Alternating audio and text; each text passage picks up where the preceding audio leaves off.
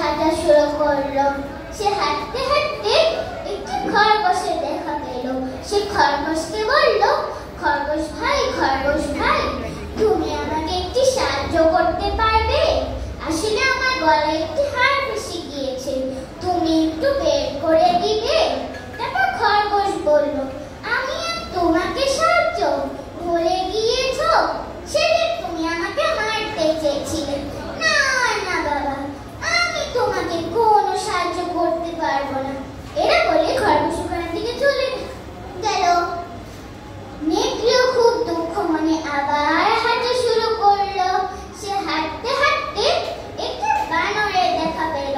সে বানরকে বলল, বানর ভাই, তুমি তো আমার পুরনো বন্ধু, তুমি আমাকে একটি সাহায্য করতে পারবে?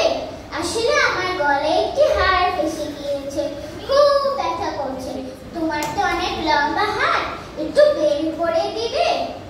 তারপর বানর বলল, খাওয়ার সময় যত সব ঝামেলা, দেখছো না আমি কলা খাচ্ছি, এখন কোনো সাহায্য করতে পারবো না, যাও তো এখান থেকে। এরা বলে বানর ওখান থেকে চলে গেল। নেকড়েও খুব দুঃখ মানে আবার হাঁটা শুরু করলো। সে হাঁটতে হাঁটতে একটি নদীর তীরে এসে পড়লো।